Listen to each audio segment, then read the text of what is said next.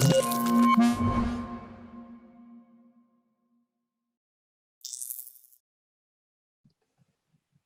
right. Hi, everyone. So I am Katie from Hackster. Welcome to Ultra Low Power Computer Vision Applications webinar with Edge Impulse and Eta Compute. Aurélien Lecartier and Samir Haddad are here with us today to share more about how you can use Edge Impulse to deploy low power computer vision applications using the Eta Compute AI Vision board. Aurélien is a user success engineer with Edge Impulse. He lives in Paris and is a lifetime beginner surfer. Samir is the Senior Director of Product Marketing and Applications at Eta Compute.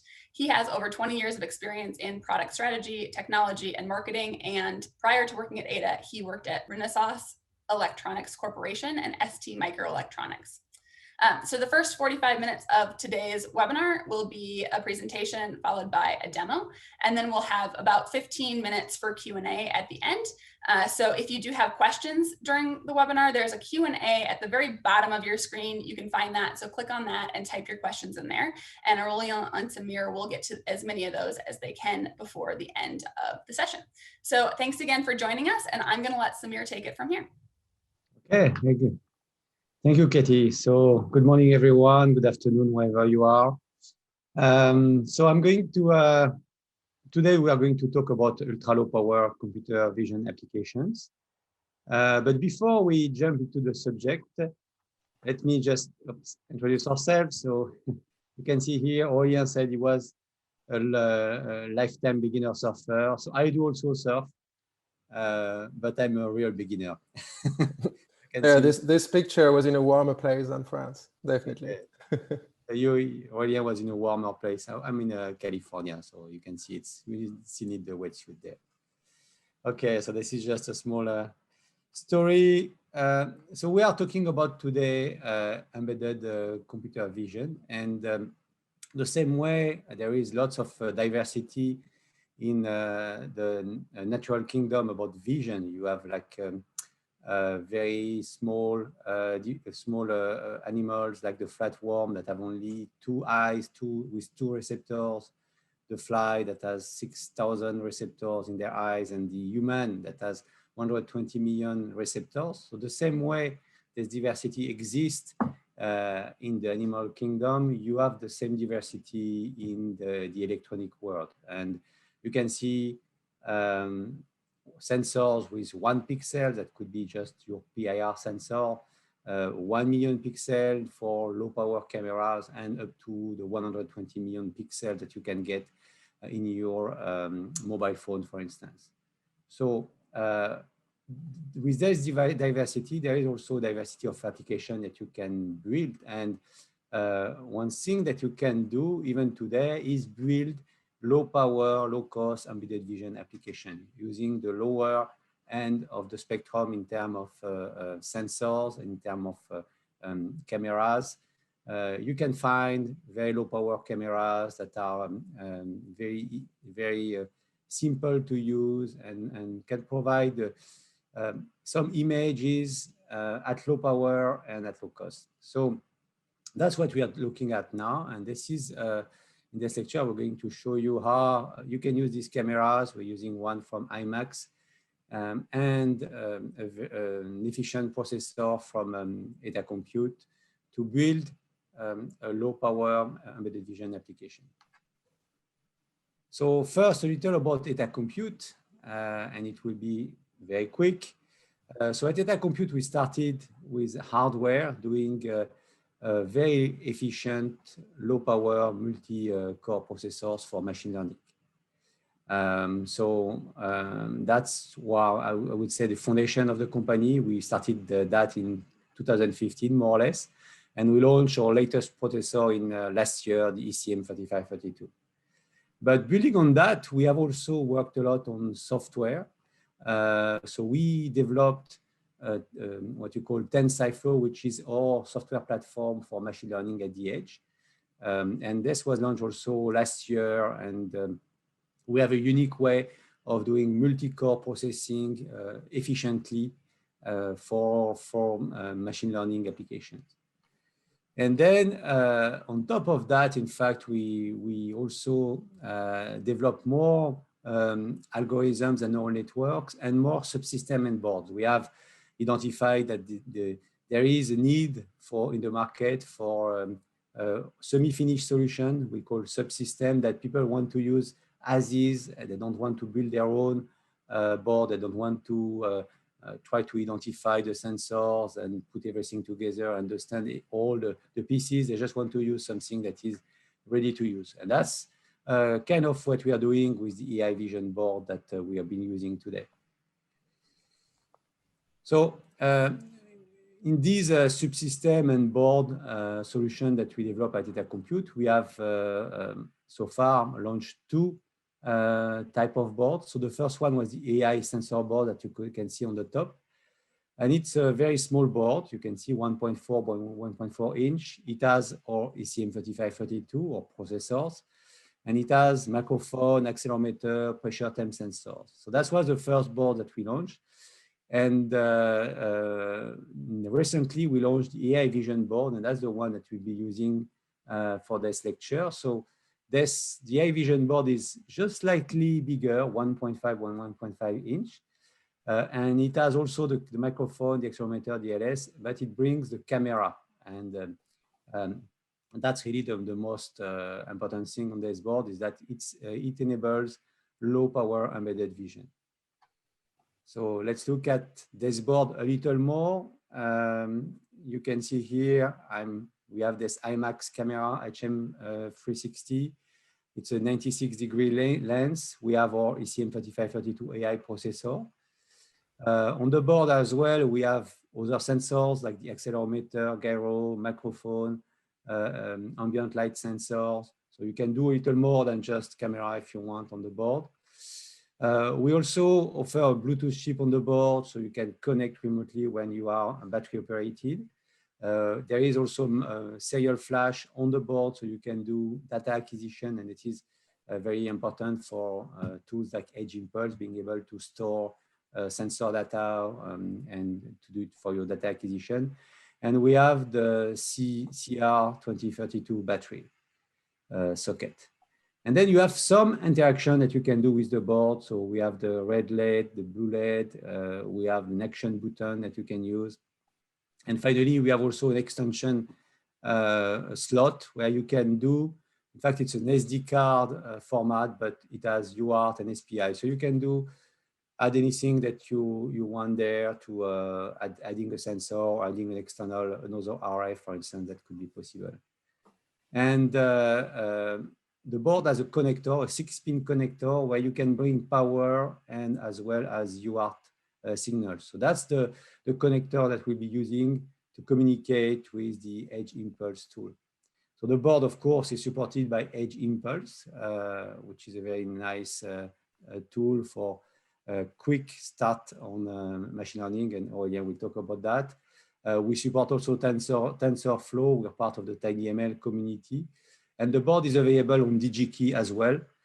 So you can see here the link to order the board on DigiKey. So today is the last day where we have a 50% discount on the board. After that, we'll put the price back to normal. So you can order still today. And also you can order on our website. So DigiKey just supports US region. So if you are from overseas, you can order on our website. So what can you do with this AI Vision board? Very simply, it has a camera, so you can do human presence detection, for example, people versus no people, one versus many. That could be relevant for COVID.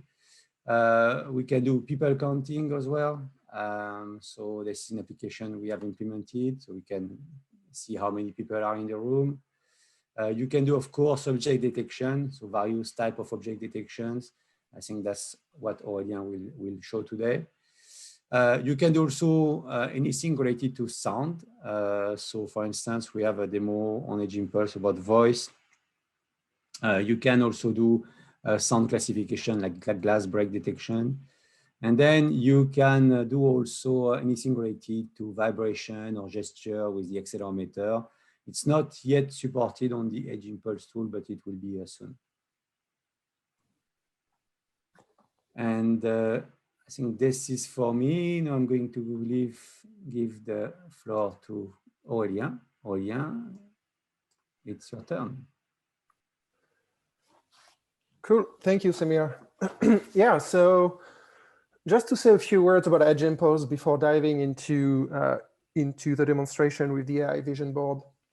So basically what we do at Edge Impulse is we do embedded machine learning. So in general, when you think about machine learning, everyone think of like huge data centers with tons of GPUs to train very big model.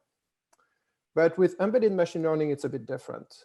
What we do with what we call as well TinyML is basically collecting sensors information from an accelerometer, for instance, from a microphone, from a camera, and run the machine learning model directly on the device.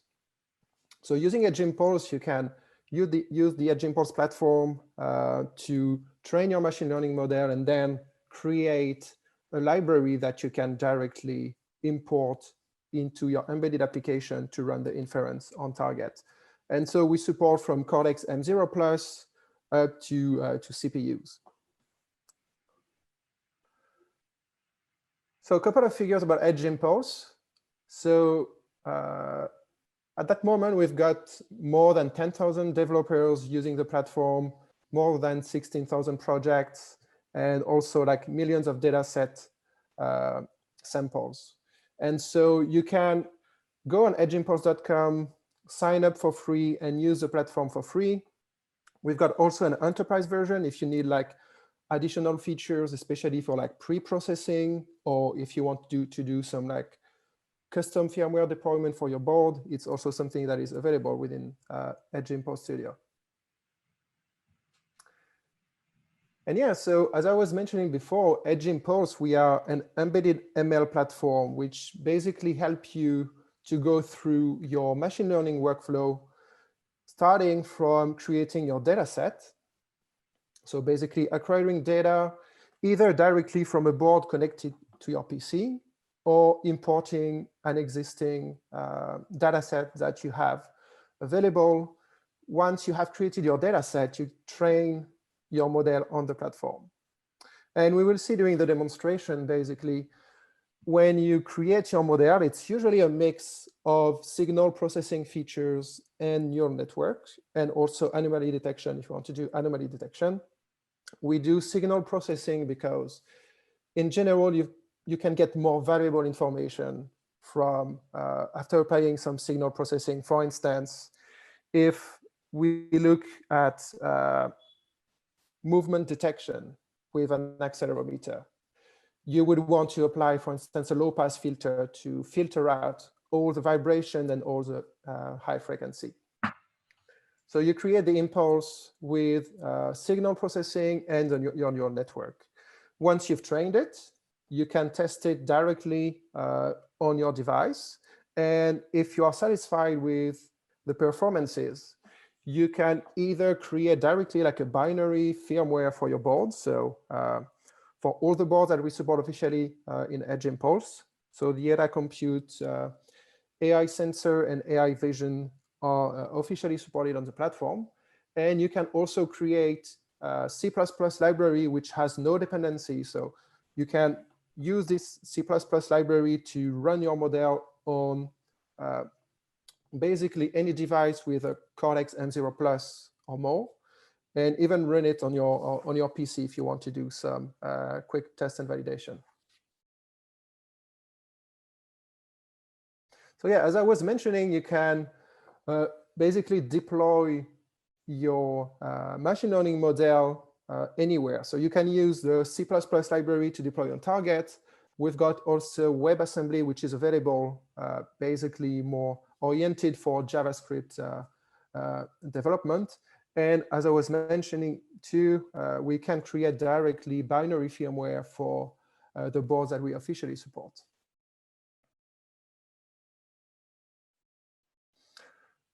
So just a couple of like use cases and verticals that embedded machine learning can apply to. So there are three main verticals that can apply basically to embedded machine learning. One is around predictive maintenance. Like if you want to look at, for instance, an engine and if it's going to fail or not, to do anomaly detection on it. It can apply to asset tracking and monitoring, especially everything around logistics. And the last category is human and animal sensing. So you can imagine like having like a smartwatch, which is looking at using different sensors and looking at different information from like your skin temperature, your heartbeat, and so on, and try to classify different categories using embedded machine learning. So it can be used especially like in healthcare, in industry as well.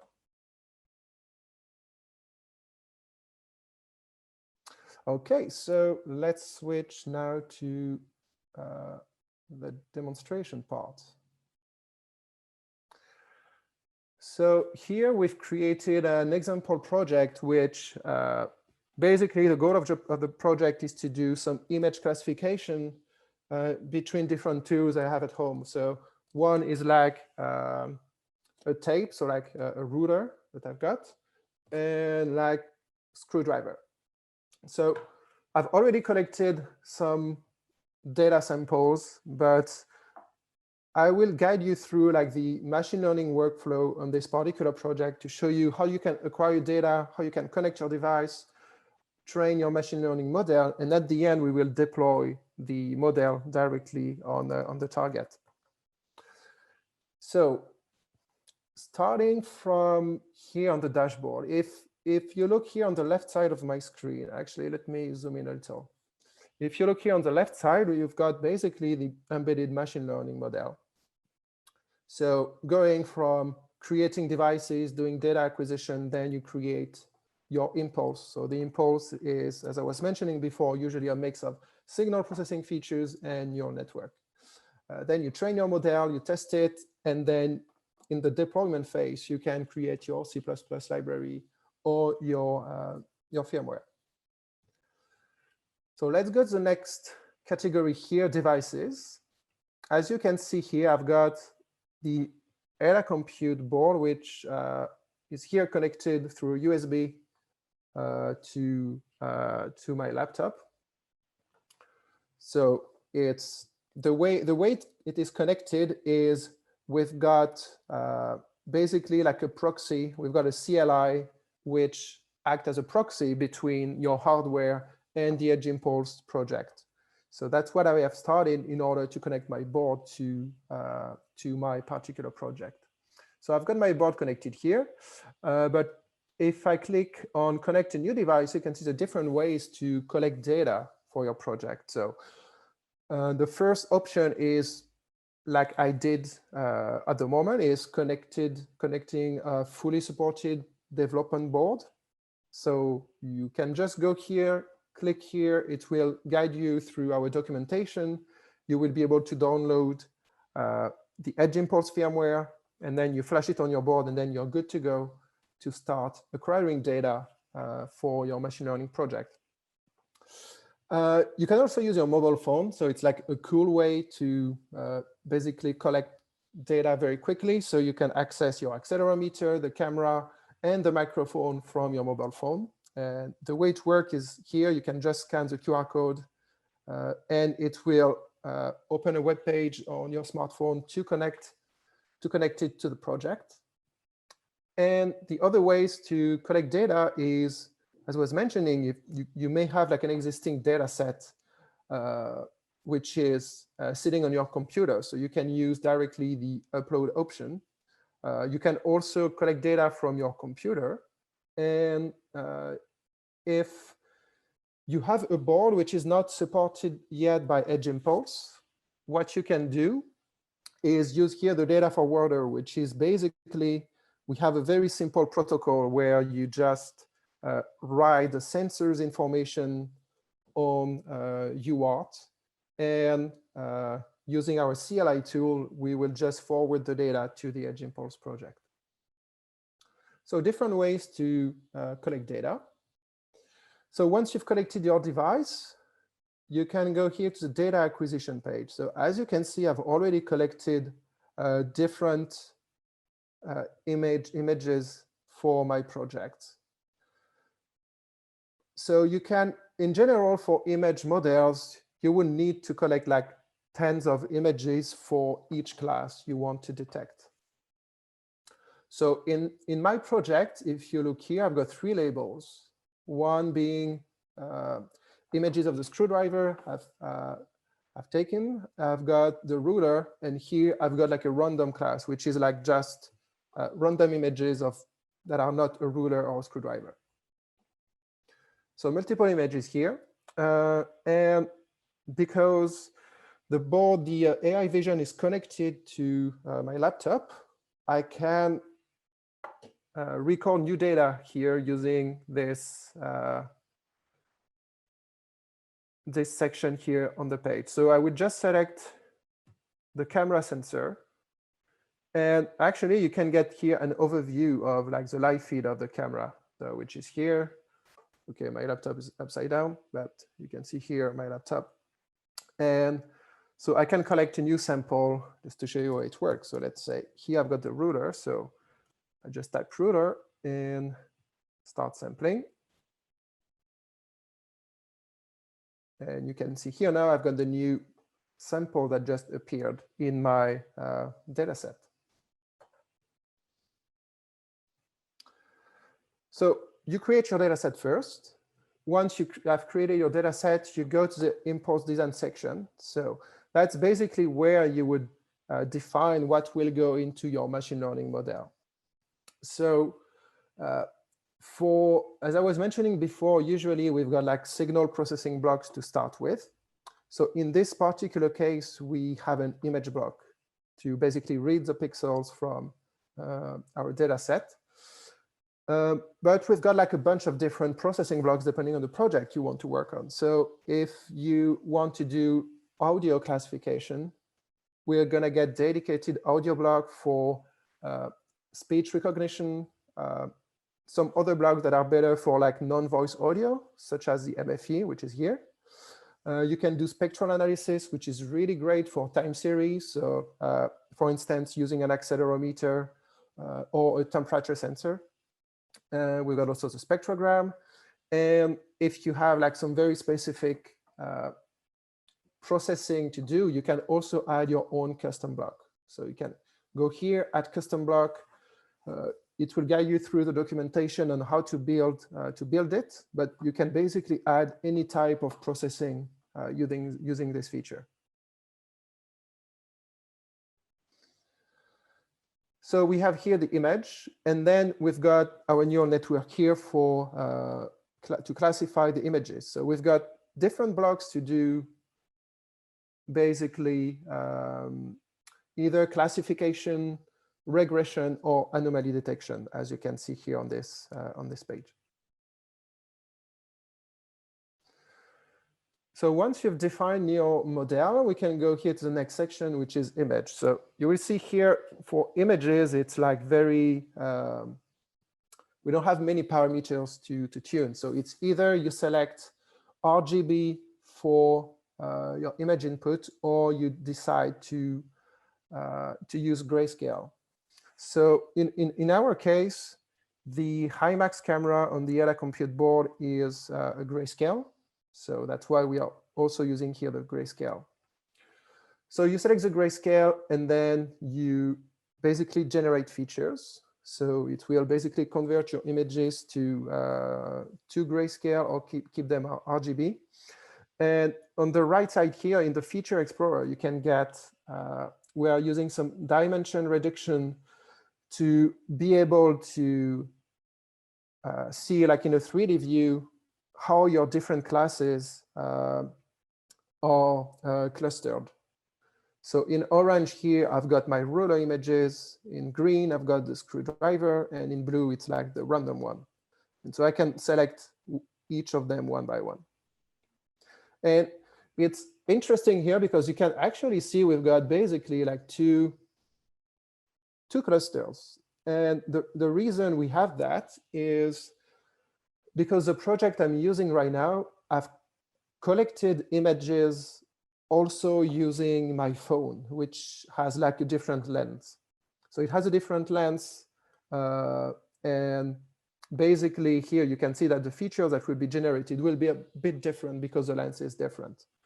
But we will see that the neural network will be able to get us good classification even if we are using different lenses.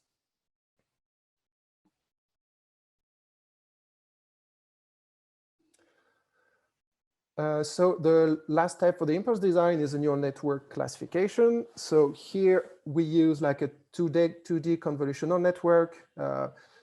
When you add a neural network in the impulse design, you will get like a default architecture that will be suggested and that we think will work well for your use case. So you can use this one by default.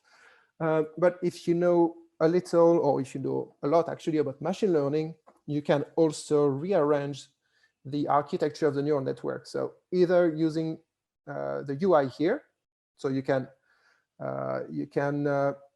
delete layers, add extra layers, and so on. And if you know TensorFlow and Keras frameworks, you can switch to the Keras mode here, which will give you access basically to Python code where you can write your model using the TensorFlow and Keras frameworks.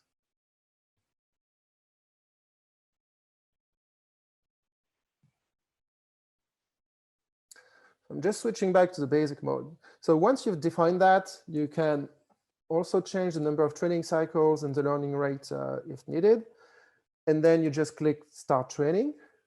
And you will be able to see here in the top right corner the training outputs. So like the training is happening in our infrastructure, and you can see here the accuracy, which is like increasing for our model in this case.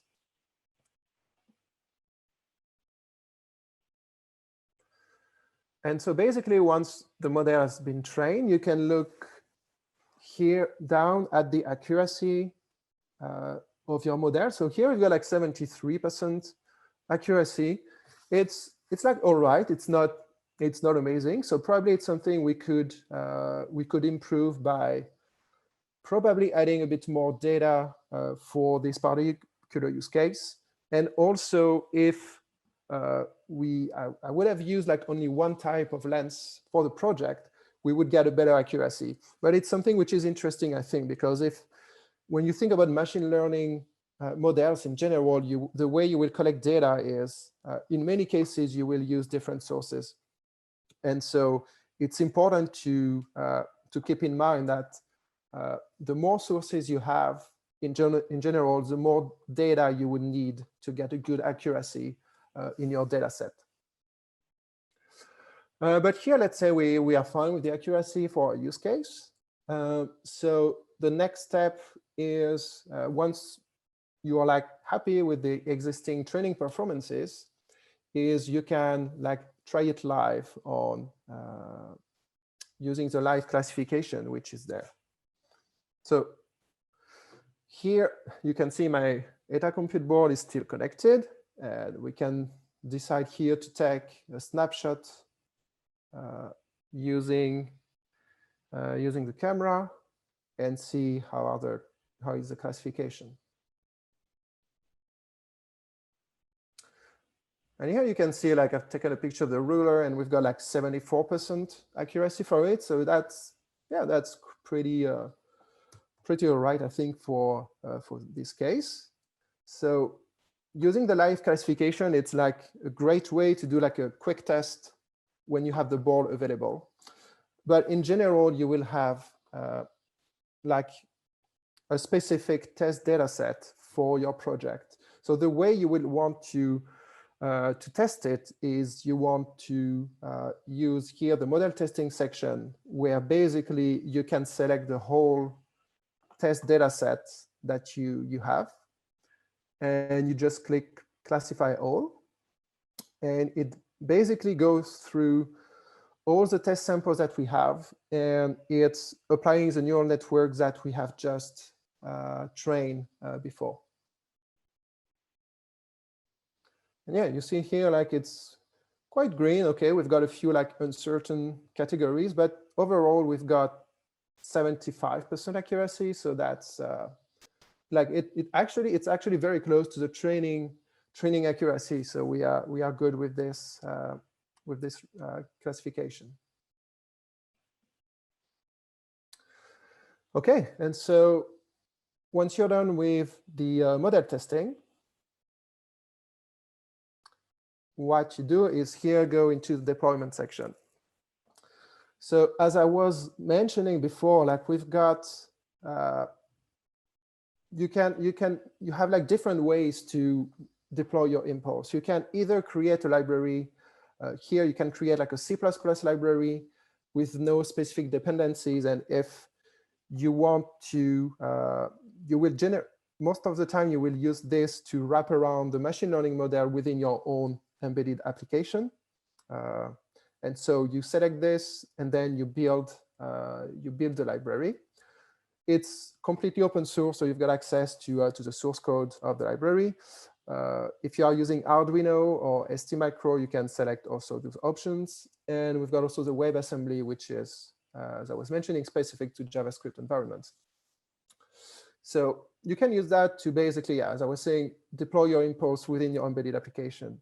But when you want to do quick proof of concept of your application, like the fast way is actually to build directly a firmware. So here you can select one of the board that, so here it's just an extract of all the different boards that we support, but that's basically the board that can do image classification at the moment. So we've got here the Eta Compute. You can select the board. And once you select it, you've got also some optimization options that you can select. So we've got our own compiler, so which is called Eon, which is here. So you can either switch it off or switch it on, but you will see that basically, if you switch off Eon, it will use the TensorFlow Lite micro interpreter. And the drawback of using TF Lite micro is the RAM usage, and the RAM usage will pick up. If you switch to Eon, you can see here we are basically saving like 50% space on device, and it doesn't affect accuracy at all. So in most of cases, Eon should be enabled for your project. And here you can, the last optimization is regarding the neural network classifier. So you can either select the quantized version for the neural network weights, or you can select like unoptimized weights, which is using float32 for the model. So sometimes you've got a bit better accuracy using the float32. It depends on your use case and on your data set. But as you can see here, if you look at the figures, the quantized version is also saving a lot of space on device compared to the unoptimized one. So I would say, like, if you got similar accuracies between the two models, you should select the quantized version. So here we select the quantized one. We click build, and here same thing. We will basically run the build in the infrastructure and create the binary firmware for your project.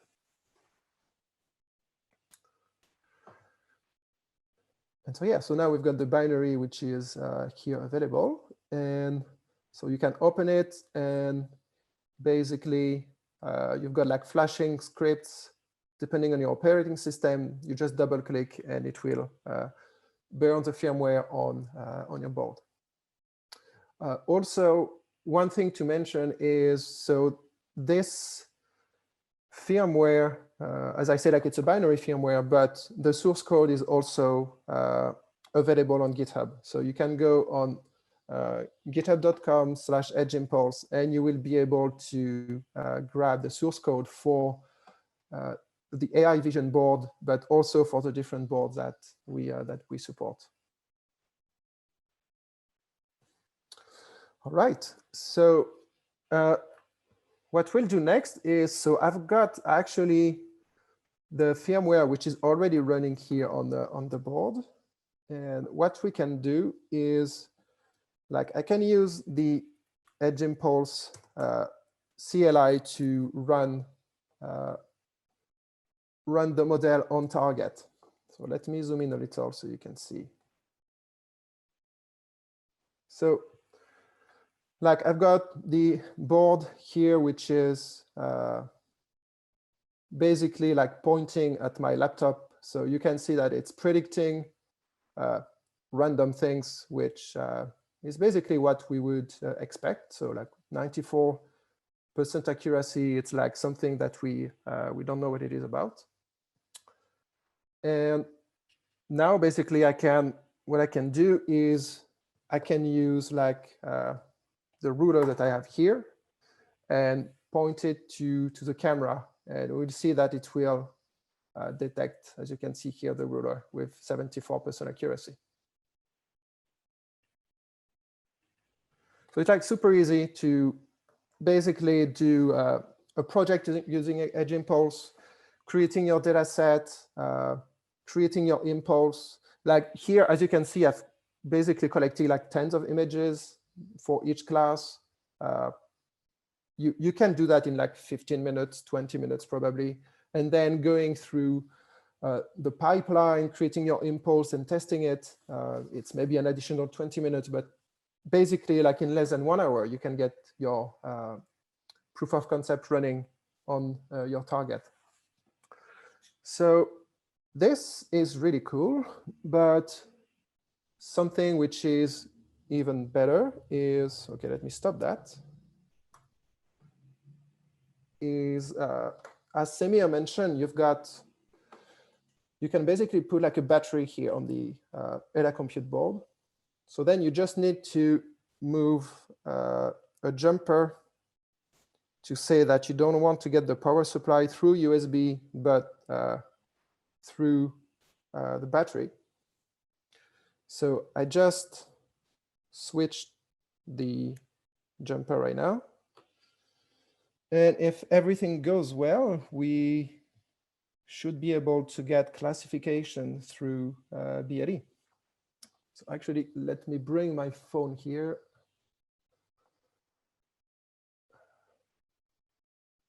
So if you can see here, I'm using like this light blue application. So it's also like it's running on my phone, and I'm sharing it on my screen. And by default, the BLE chip on the Eta Compute is broadcasting this ABLE UART service. So I will select this. So it's connecting, and then, so light blue may not be the most optimum device, but you select the service, then you listen for notification.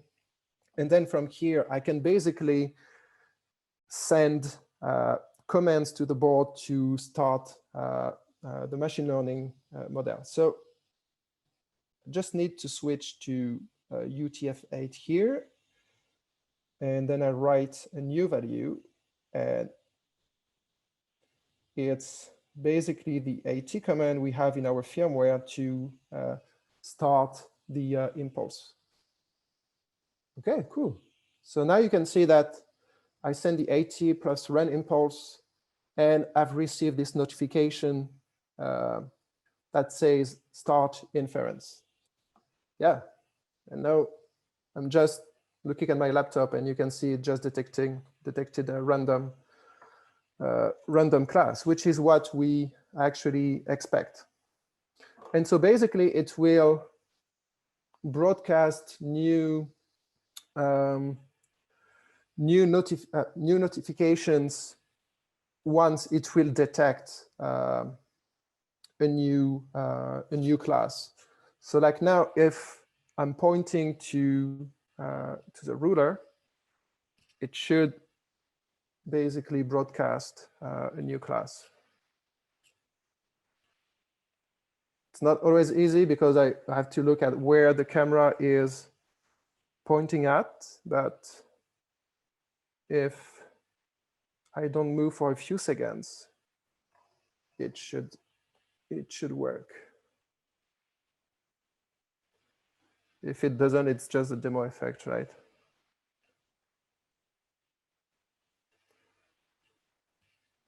Maybe I need to be a bit more like this.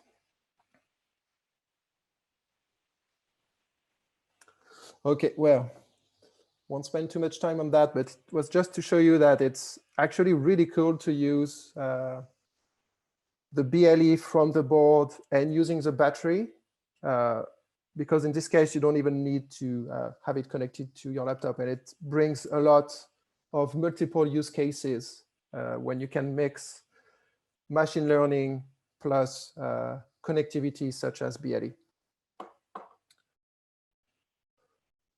Yeah, I have to try it again. But yeah, I think I've been through the different section of everything I wanted to show you. One last thing is basically here when you go to deployment and you build the firmware for Eta Compute, at least for now, it doesn't have the BLE enabled. So if you want to add BLE connectivity to your project, what you will need to do is go on our GitHub and then look at the firmware for Eta Compute, and you can just rebuild the firmware yourself to add the BLE. So I've actually added that in the slides here. So yeah, just a couple of like information to guide you through if you want to try out Edge Impulse and Eta Compute. So the BLE firmware is here on the Edge Impulse repo. And that's all for me. Great. And we'll share those links too in the email that goes out following this webinar, so you can get those and as well as the slides.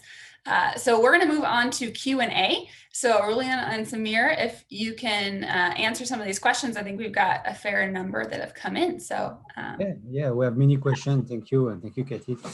So yeah, I'll start. So I see some questions about BLE. So someone asking what type of BLE do we have on the board. So the board has a BLE 4.2, and it's a chip from a company, a Korean company, above, and it works as a UART, in fact, a UART profile. So you can just send commands on the UART. So from the board, from the software, it's very easy. You just send commands as a UART, and it will just be seen as a UART channel with your BLE device.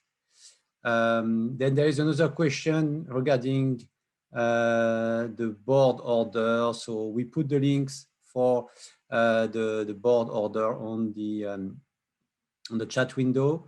They are also on the page for this webinar. I see some of you had issues with the orders on the Eta Compute website. I apologize for that.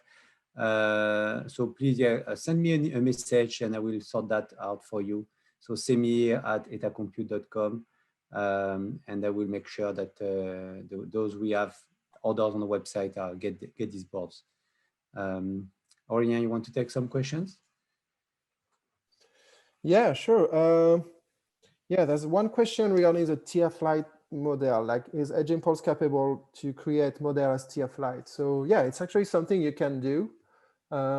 When you go to your Edge Impulse project here, you go back to your dashboard, and it's a section I didn't spend a lot of time on during the demonstration, but here in dashboard, you can basically download the different block outputs from your model. So here you can download the TF-Lite model, either the quantized version or the not quantized one.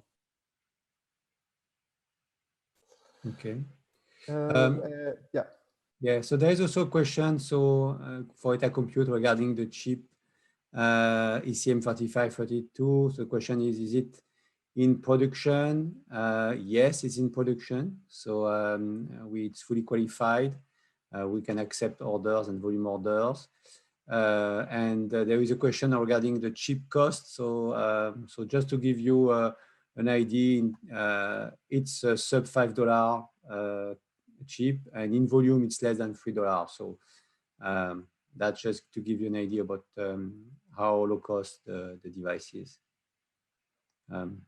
Aurélien, another question for you? Yeah, well, I was typing some answers actually, but yeah, there's one I can answer from Sishu, which is how is the optimized model getting created in the cloud via Edge Impulse console? Do you have dedicated hardware devices connected to your backend? So yeah, it's a good question. So basically, when you go to the deployment section on the platform here, and you select one of the options, so here's the Eta Compute, what we do is we basically load the cross compiler tool chain inside a Docker container, and that's how we basically build the firmware for the different boards. Okay, so there is a question regarding the sensors. So the question is, do the two AI board have the TDK MEMS microphone? And indeed, they share the same MEMS microphone. So on our AI sensor board, we have two microphones, and on the AI Vision, you only have one. So yeah, so if your focus is mainly sound, maybe the AI sensor is better because it's also lower cost and it has two microphones. But if you want to do sound and vision, then you can use the AI Vision board. Yeah. So another question I have also regarding the 3532. So on our website, we advertise that we can do go run down to 5 micro amps per megahertz, and that's true. So the question is, how do we achieve this low power? And so we have several techniques in the ECM 3532 to achieve this low power. The main technique is what we call continuous voltage and frequency scaling. So we can modulate internally the voltage of the device depending on the frequency, and we operate at what we call almost a sub-threshold. So we are near threshold of the transistor, so which means that at a lower voltage, we consume much lower power than other devices that operate at high voltage internally. Aurélien, you want to take another one? Yeah, there is a question from Ben with like with the board in BLE mode, it is running inference every 2 seconds, like using USB, or is it using a different interval to save on power? So yeah, basically with our default firmware, it's running inference every 2 seconds. But if you go, as I was mentioning, you go on GitHub and you can go here to the Eta Compute, look at the Eta Compute firmware. You will be able to basically modify this information for both if you are using USB or if you are using BLE. Okay, so there is a question about power because we are talking about low power vision here. So the question is, how long will 2032 battery last in a typical application? So yeah, it's hard to say because of course it depends on the type of application. So I'll give you 2 examples. So for instance, we have use cases where people want to be always on, which means they want continuously infer and detect something. So in that case, the CR 2032 batteries will not last more than, I would say, a few weeks. It's you can make the calculation or a device with a camera. We can run at 5 milliwatt doing the inference. So it's easy to do the calculation. We have also some other use case where the people wants to do some detect first event and then acquire a camera. For instance, it can be you can use sound detection, you can use light using the ambient light sensor and using light change detection, and then you do an acquisition. In that case, you can last much longer. But I would say that to be very clear, the CR 2032 battery, it's really more for prototyping and experiment and field testing. So you can do, as I say, a few weeks running on this battery. In a real application, what we see with our customers, they use usually bigger batteries, like AA batteries or even D batteries in some cases. But we can definitely build with this type of device and this type of camera an application that can last for years. That's no problem. Aurélien, I had one question from the audience for Edge Impulse. The question was, how many projects can we build with Edge Impulse when you have an account, and is there a limit on that? Yeah, so basically there are two, as I was mentioning at the beginning, we have two types of subscription. We've got the free subscription that, so you can go to Edge Impulse and create your account for free. And you are limited to 5 projects with the free subscription. And then for the enterprise subscription, it's unlimited number of projects. And if you want to know more about the 2 subscription, you can go on the website edgeimpulse.com and go to the solutions section. And you will get the table with basically the different features for the developer and the enterprise subscriptions. Okay. I lost my Q&A page. Yeah, so I take another question. There's a question about how many images you can embed in the board. So I don't know what you mean by embed. If you want to have like some reference images to compare, for instance, is something some people can do. Then you have the 64 megabit serial flash, or you put some data there. That's possible. Or you can also even put several neural networks in the serial flash and then load them one after the other. That's also possible. Otherwise, the device has 256 KB of RAM. So basically, if you do, for instance, a 96 by 96 image, it's around 9K. So you can see you can have several of these images in RAM. Bigger images, of course, will take more room, and then smaller images, you can have plenty of them. So for instance, a 48 by 48 image, that could be simpler and easy. That could be enough for some simple classification. It's only 2K, so you can have plenty of these. Cool. And yeah, we have a question from Bashir, like once the model is generated, can it be deployed to run on the edge for detection without any assistance from the cloud? So yeah, that's actually the idea. Once you have trained your model using the Edge Impulse platform, you deploy either the C++ library or the binary firmware, and then it will run on device, and you don't need to have any connectivity. So it will run offline.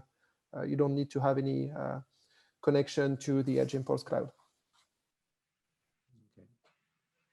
Okay, very good one. So Wim is asking if the LoRa connectivity is possible with the board. So the board does not have a LoRa. LoRa, it's a long-range wireless communication. It's a type of very popular long-range communication. So we don't have that on the board itself. What you can do if you are interested in having LoRa, you can either use the extension connector, which is an SD card format, and have your own board that connects to that. Or you can even connect to the main 6-pin connectors and add an external board there. That's also possible. Right now for this board, we focus on Bluetooth because it's the easiest for development.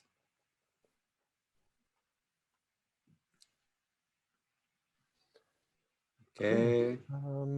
Yeah, there was, I see a question from Shane regarding what about seeing the image stream for image recognition? So I guess if I understand correctly is, so you've got the model running on the board and you want to be able to see the stream. So once you've got the model running here, for instance, on the device, here it's running as a standalone, so you don't have access to the feed. The way you can do it is connecting the board through USB, and then on your Edge Impulse project, it's the thing I was showing during the demonstration. You go here in live classification, and here you can access your board, but you need to have the Edge Impulse firmware running on the board for that. Okay, so we have a question on 3532 again. So somebody is asking, where can I find the data sheet? So we don't put the data sheet publicly on the website, but it's very easy to get. You have to register on our website. So there is a login. You go to the developer login on the website, and we approve more or less everyone that is not a competitor, and we give you the access to the data sheet.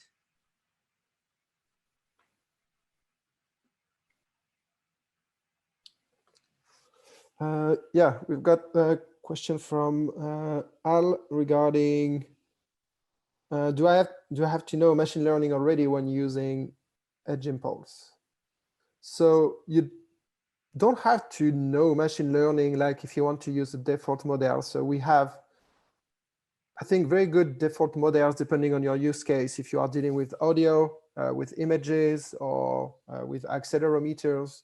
We have also lots of documentation on the website that will basically guide you through the configuration of the different blocks.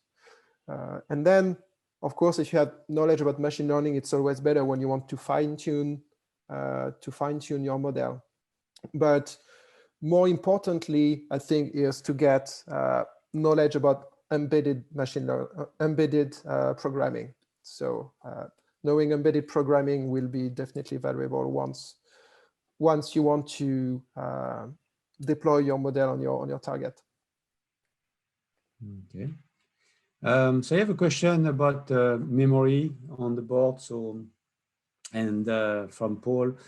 Yeah, the question is do we have only 256 KB of memory for data storage in general? No, it's not the case. In fact, the device has a 512 KB of flash, so you can use that for data storage and cost storage and model storage. And then we have 256 KB of RAM that is used for processing and data processing. And in addition, we have the 64 megabit of external flash that you can use for long-term data storage or like data acquisition. So these are all the I would say various memories that you have. So you can see with the Edge Impulse, so you can fit the model, and Edge Impulse gives you the size of the RAM and flash, and the model fits with no problem inside the board. We've got about 1 more minute here. I don't know if each of you want to answer one last question, and then we can finish the session before the end of the hour. Okay. So Aurélien, you want to take one more? Yeah, there's one. Maybe we can answer together actually from Seshu, which is, how are you taking sample data? Is it grabbing a frame from live stream of camera, or is it code residing on the device that takes image snap and pushes up to Edge Impulse? So yeah, in this case, it's something which is embedded in our firmware, where we will grab images directly on the device. And then once, when your board is connected to the Edge Impulse project, like you can, as you have seen during the demonstration, you can click on collect a new sample. So it's basically sending instructions to the board through the USB using our AT commands set. But yeah, it's the frame is taking directly, it's directly a snapshot taken on the device. Yeah, and from the device point of view, so we are connected to the camera, the IMAX camera, through a parallel interface, and we just grab frames from the IMAX camera. So this is transparent for you at this time in the Edge Impulse tool. If you want to have more control over the camera, change the way it does the capture and so on, you can do that with the software. We have the the SDK and what is available on the Git from Edge Impulse includes all the drivers and all the code for the camera as well. Great.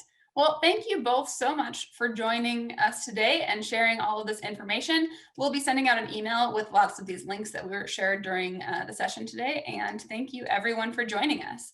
Have a great rest of your evening, morning, wherever you are. Thanks. Okay. Thank you. Everyone. Bye. Bye. Bye.